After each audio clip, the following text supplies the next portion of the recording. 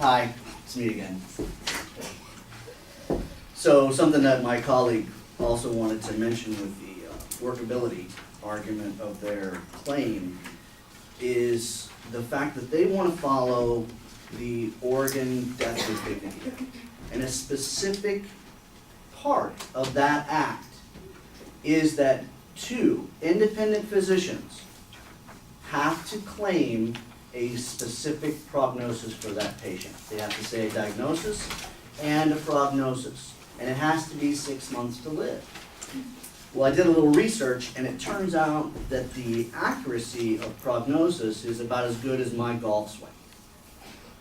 According to Tough Questions to Answer, Tough Answers to Hear, accurately predicting life expectancy in terminally ill patients is challenging and imperfect. A medical team wrote in the Journal of Mayo Clinic Proceedings in November 2005.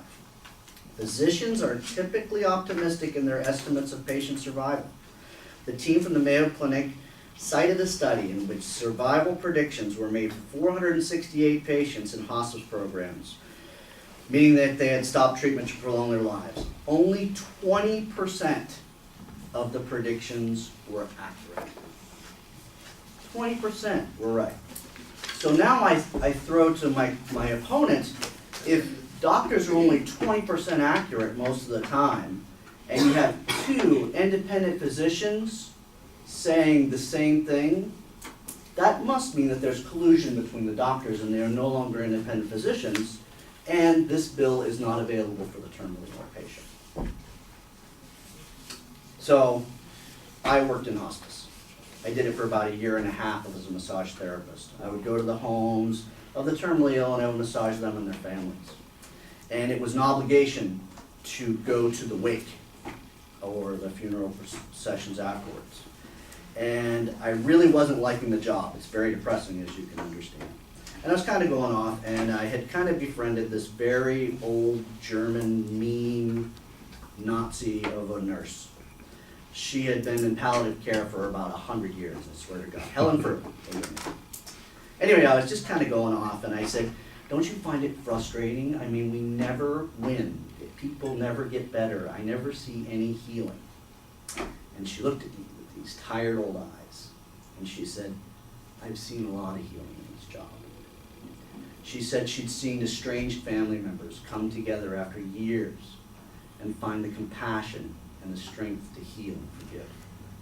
She said she'd seen a woman who, when finding out that her sister was terminally ill, flew across the country and sat for 3 days to be with her while she passed.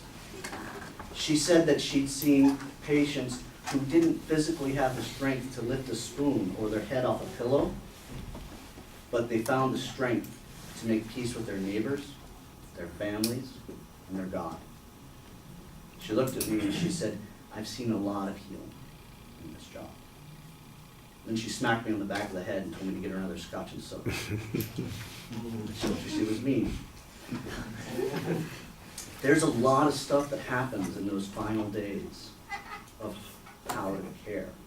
If we let people take this pill, they might not be able to find the enlightenment that they can have, the love that they can find, or the forgiveness that we all need. Thank you very much.